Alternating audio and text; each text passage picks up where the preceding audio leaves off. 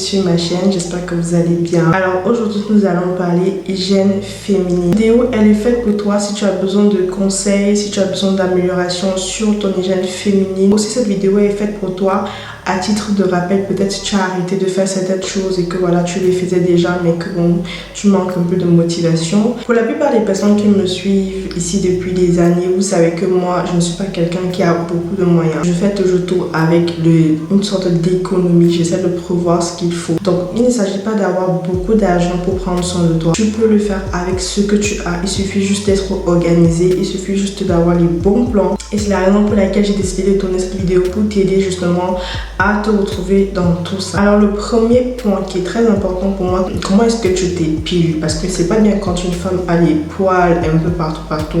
Moi je suis quelqu'un qui est assez velu, mais les parties comme les mains et les pieds, perso moi je ne les rase pas.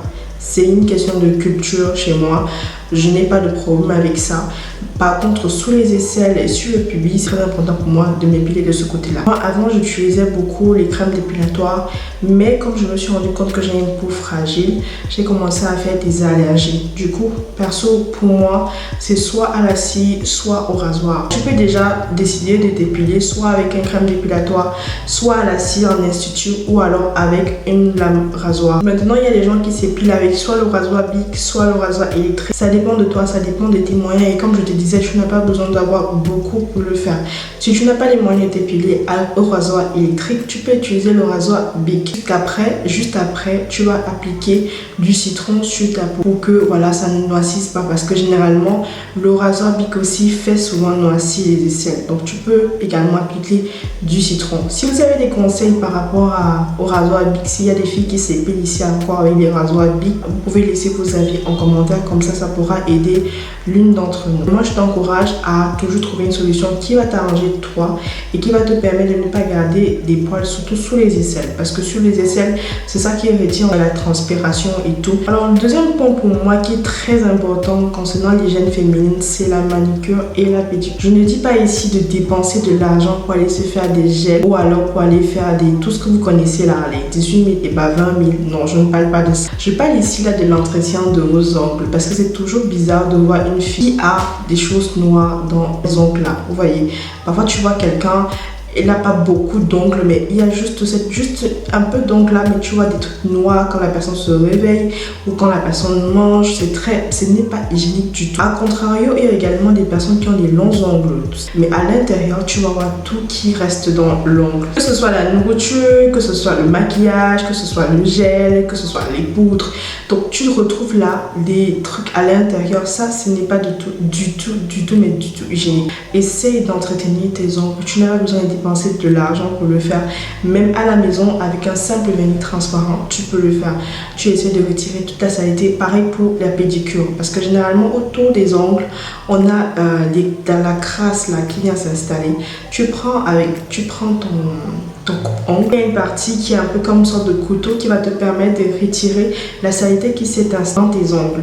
Ensuite, si c'est que tu n'as pas les moyens pour aller à l'institut pour te faire une bonne pédicure, tu peux te procurer de l'eau chaude avec du citron et du sel. Tu trempes tes pieds et avec une pierre ponceuse et poncer le bas de tes pieds de telle sorte que les peaux mortes puissent quitter. Et le résultat, c'est que tu auras une peau douce. La plante de tes pieds sera douce et tes ongles seront bien soignés. Alors l'autre point qui est très important pour moi, c'est la dentition. Ma mère m'a toujours dit que le sourire d'une femme, c'est ça qui fait sa beauté. Imaginez-vous que je me place ici et je me mets à parler et j'ai les trous dans les dents ou alors j'ai une dent qui manque. C'est très important d'avoir une dentition soignée. Si tu ne peux pas aller te faire consulter ou alors si tu ne peux pas aller régulièrement chez le dentiste, procure-toi une bonne brosse à dents, une bonne pâte qui va faire le travail qu'il faut. Et par moment, tu peux également rajouter un peu de citron pour faire blanchir tes dents, tout simplement.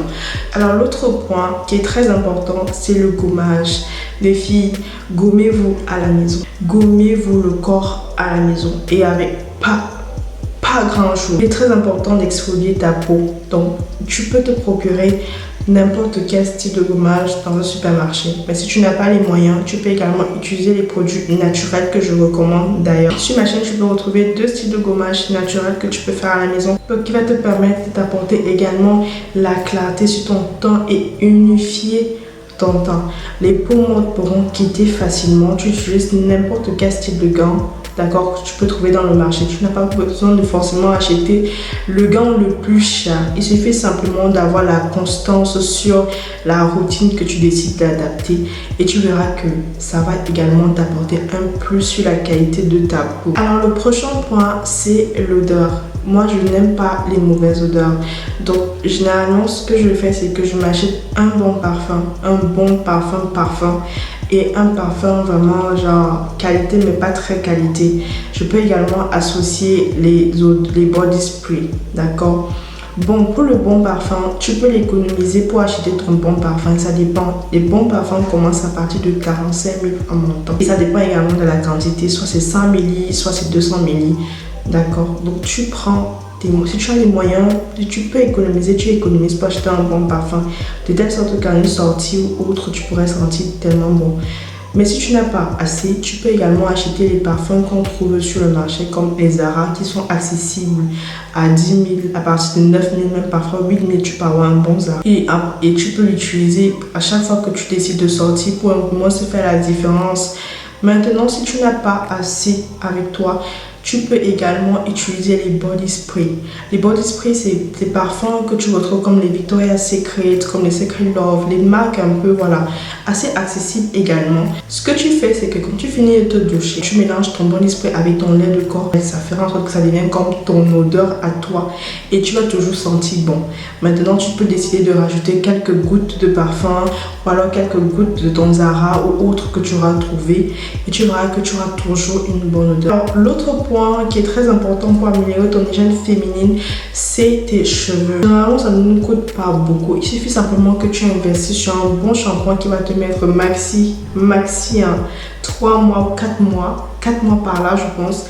Et tu investis également sur un bon après-shampoing et un masque. Ça ne te demande pas beaucoup. Tu commences comme ça avec cette petite routine de telle sorte que si tu n'as pas les tresses, d'accord, tu peux laver tes cheveux et mettre une huile. Moi, généralement, je mets des huiles très moins chères. Parfois, je mets même le beurre de karité. Hydratation, le beurre de karité ne voit pas son deux. J'ai le beurre de karité naturel. Je fais fouetter avec une huile de mon choix et j'applique sur mes cheveux et ça brille. Le prochain point qui est très important pour moi, c'est la skincare routine. C'est important que tu aies une bonne skincare routine qui est adaptée à ta peau, mais également une skincare routine qui est adaptée à ta peau. Il ne suffit pas d'aller se tuer pour avoir tous les produits du monde. Tu peux commencer très facilement à chercher un cleanser, un gel que tu vas utiliser pour te nettoyer le visage, soit le matin, soit le soir. Tu vas également chercher une lotion, une crème hydratante, une crème solaire. Tu auras besoin de ces 4 éléments prioritairement. Après, tu pourras rajouter si tu veux.